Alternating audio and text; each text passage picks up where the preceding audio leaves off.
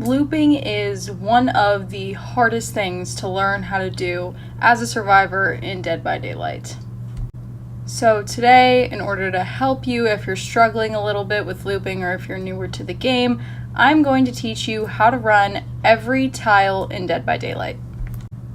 Hopefully by the end of this video, you will know how to run every major tile in Dead by Daylight. This includes everything from T&Ls to the shack, to the cow tree, to just regular loops, regular pallet loops. And I'm hoping that this video teaches you what you need to know. The Killer Shack. The Killer Shack is, in my opinion, the first tile that every survivor should learn how to loop. It is the strongest resource on any map in the history of the game, no question about it. I'm surprised that they haven't nerfed the shack even further yet. Back in the day, it used to have 2 window vaults, and there used to be no entity blocking the window, so it was even stronger than it is now, but currently it is still the strongest tile in the game. There are several maps that don't have shacks, but for the ones that do, no resource compares. So while you're looping the shack, the first thing you want to do is you want to be on the non-pallet side entrance of the shack to make your first play. You want to be on the non-pallet side entrance. And then you want to run towards the window, fast vault the window, and the killer can do one of 3 things. They can follow you and vault the window, which the killer in this clip did. They can double back out towards the window, or they can run the long way through the pallet to try to catch up to you. One of these is much stronger than the other 2, and that is doubling back towards the window out of the entrance that you came in through. However, we'll go over what was shown in this clip, and that is the killer vaulting the window. So when the killer does do that, you just keep running around through that little entrance. You've got the entrance here, and then you've got the window here. You just keep circling that one entrance and that window until the window gets blocked. When the window gets blocked, as you can see, instead of running left back the way I normally was, I was running right towards the pallet, but I didn't go into the pallet. Because one thing about the shack pallet is that it is much, much stronger when you drop it and you end up on the outside of the shack than when you drop it and you end up on the inside of the shack. Of course, assuming that the window is already blocked, which it should be if you're playing it correctly. If you drop it and you're on the inside of the shack, you have nowhere to go. You don't have the window vault. The killer is trapping you inside the shack upon breaking the pallet. And chances are you won't get enough distance in time to not get hit before you get to the next tile. So you always want to end up on the outside of the shack when you drop the pallet, to the best of your ability. The long side of shack. Now, the long side of shack is something a lot of survivors, even those who know how to run the shack properly, do not know how to use to maximum advantage. Because if every survivor just vaulted the window 3 times while looping shack and then ran to the pallet and dropped it, shack pallets would be gone at 4 and 5 gens every single game. Okay, you have to know how to be able to use the long side of shack to make that pallet last longer. So in this clip you can see I am inside the shack and the killer performs this mind game where they vault into the window from outside the shack, forcing me into a really bad spot. I can either run towards the pallet and drop it, or I can run out the other way and continue looping the window, but I won't be able to hit a fast vault that way unless I, circle all the way out. So what you do in this situation is when you see the killer is going to vault the window, you run out the pallet side, but instead of turning left back towards the window, you turn right towards the long side of shack. The only way this will be a little more difficult is if there is a hook spawn on the shack. If there's a hook spawn on the shack, my friend and I that we recorded this video tried it out, and it is impossible to get to the pallet or back to the window without losing too much distance from going around the hook. So, but on this shack there was no hook, so you circle back around, you go right after passing the pallet, you go all the way around the long side of shack, and then you're back in the position to be able to fast vault the window and continue looping the shack as we discussed. 4 lanes are one of the most difficult tiles in Dead by Daylight to learn how to run. This is because the pallet at a 4 lane is virtually useless unless you can get a stun with it. So what you want to do, depending on where you begin, you can either take the window vault, starting as you're running towards it, or you can do what I did in this clip where I was starting by the pallet with the gap in between the walls and you go straight for the window. After this, the killer will have to choose a side to chase you onto, and you take the opposite side, you weave your way back towards the pallet, and then if you have enough distance, you can do this again. If you do not, you have to drop the pallet. It's the only way to get distance, and you have to hope that you get a stun with it because the pallet is so bad. This specific 4 lanes spawned in the top left corner of Eyrie of Crows, and had I not gotten a stun with this pallet, I would have had no distance. The meat tree, the cow tree, it comes in a variation of names, but it is, besides the shack, the strongest tile on any map in the history of the game, okay? This is one of the most important pallets to save for as long as possible. Think of it, people, make jokes about shack pallet and how never use shack pallet at 5 gens. Meat tree is just as sacred, okay? Do not use that pallet without getting at least the most value you can out of the window, at least, okay? It is a very similar run to shack. You vault the window 3 times, loop back around through the pallet, and then eventually, once you've either blocked the window or looped it enough times, even with the window blocked, for the killer to catch up to you, drop the pallet.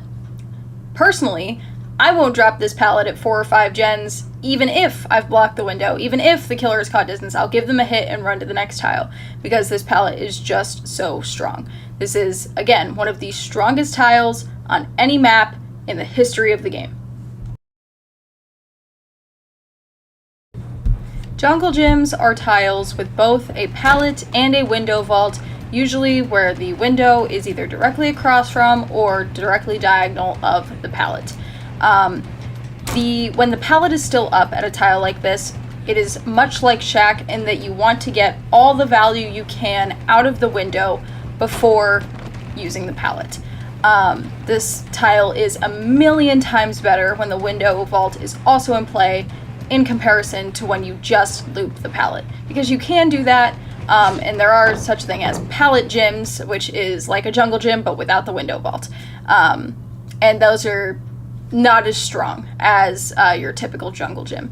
So as you can see in this clip, I used the window vault 3 times, and every time that I vaulted the window and the killer would follow me by vaulting the window, I went all the way around back through the pallet, just in case the killer did catch up to me somehow. Let's say they had bamboozle or something, I have that pallet there to protect me should the killer catch up.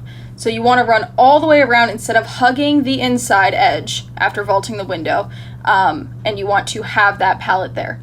Now, I used the window vault 3 times, and that is when, once the window was blocked, that is when I hug the inside edge and take the long way to the pallet. And I was able to get 2 loops out of that before having to drop the pallet. So I spent a solid 40 seconds at that one tile by using the window as many times as I could, whereas if you just loop the pallet in 40 seconds, the killer is going to bloodlust you and force you to drop that much earlier. Traditional pallet loops. These are just any loop with 2 sides or 2 objects holding up a pallet in between them. That is all a traditional pallet loop is. You see them on every map. Some are worse than others, some are better than others, but this is one example of a traditional pallet loop. On these types of tiles, you want to run around the longer side, the bigger object, as many times as possible before you have to drop the pallet. As you can see, what I did in this clip is I ran around the long side as many times as I could before the killer had gained enough distance on me to where I needed to drop the pallet. Sometimes killers do this thing called respecting pallets, where once they get close enough to you and they think you're going to drop the pallet, they'll stop so they don't get stunned. If you know a killer is doing this, greed the pallet. If that killer had not been respecting pallets, or had been respecting pallets in that clip, I would have chosen to continue running, even though they were getting close to me, because the thing is when they stop, they lose distance. As you noticed in this clip, it was about 16 seconds long, so the killer had gained Bloodlust 1, and that is another thing you need to pay attention to in traditional pallet loops. When the killer hits Bloodlust 1 after 15 seconds of being in chase with you, they now move 5% faster, and that is almost always when they will have enough distance on you for you to drop the pallet.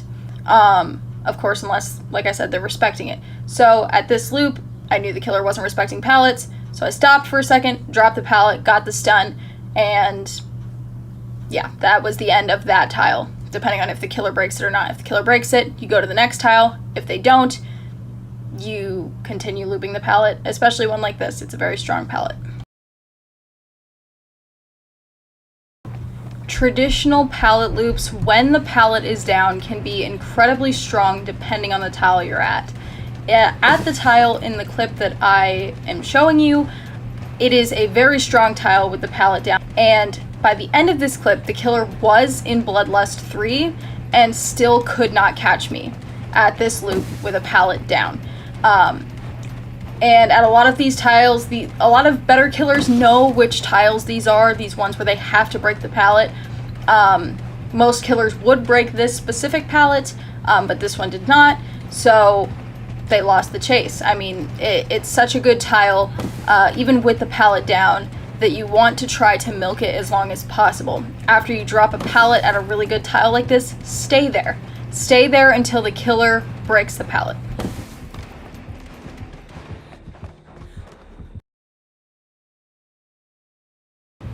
TNLs. TNLs are an interesting type of tile, and before you ask, they are called TNLs because one wall is shaped like a T, like this, and the other one is shaped like an L, like this, and they're next to each other.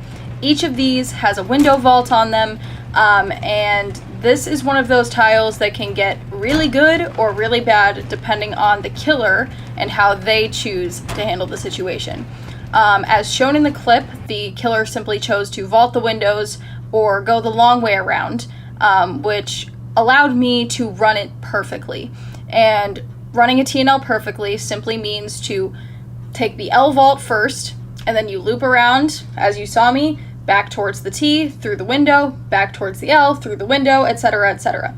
As you can see in that clip, I chose to block the vault on the L wall first, because the T led back towards other resources. It was a TNL on the edge of the map on Fractured Cowshed. And so on that map, I was aware of my surroundings. I was aware that if I had blocked the T vault first and used the L as my last vault, I would have nothing, because I'd be on the edge of the map, there would be nothing to my right and nothing to my left. So I decided to use the the L wall first, block the T wall last to head back towards more resources. And this is another thing that you need to be incredibly aware of, whether or not you use windows of opportunity, is your surrounding resources. How good are they? Where are they? What can you chain to? And obviously this is a lot more advanced stuff. I'm just giving you the basics on how to run a lot of these tiles, but it's just something to keep in mind. Jungle gyms when the pallet is down. So as we discussed previously, a jungle gym is a tile that has both a pallet and a window, usually either directly opposite of each other or diagonal from each other. When the pallet is down, this tile becomes even stronger than it already is. As you can see in the clip, I vault over the pallet to start with, and at a tile like this, the window, once you have the pallet down, isn't the first resource you want to get rid of, okay? Because like at the shack, for example, you want to vault the window 3 times and block it by the entity before you drop the pallet, if anything. With a tile like this, the window is not half as important when you also have a pallet to vault. It is not very common to see killers leave jungle gym pallets up because they know how strong these tiles are when the pallet is down. And so, like I said, as you can see, I vaulted over the pallet, I vaulted back, then I went to the window, then I looped back around to the pallet, and then back to the window, and you just run it like one big honestly, think double window shack from, you know, way back in the day, if you've ever seen clips of that. You want to vault the pallet, go into the window vault, come back to the pallet, vault the window, etc., until the killer eventually breaks the pallet.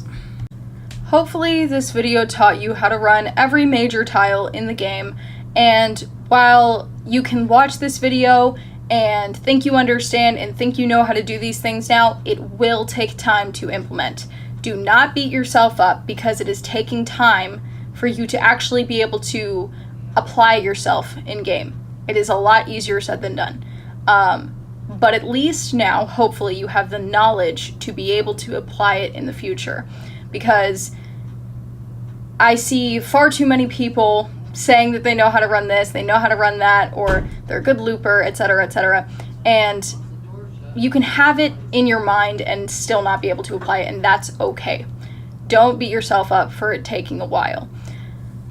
One of the number one things it takes to be able to loop a killer effectively is proper camera movement and having proper checkpoints during chase.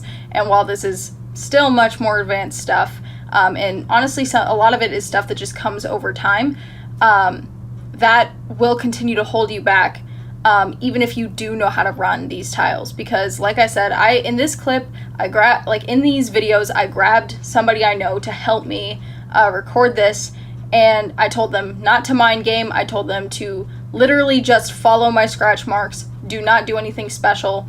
And so they were playing this like a fairly new killer, and well, that's fine.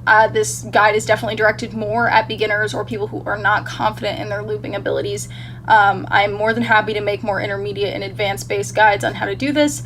I've also considered making a video showing you guys how to run every single main building in the game.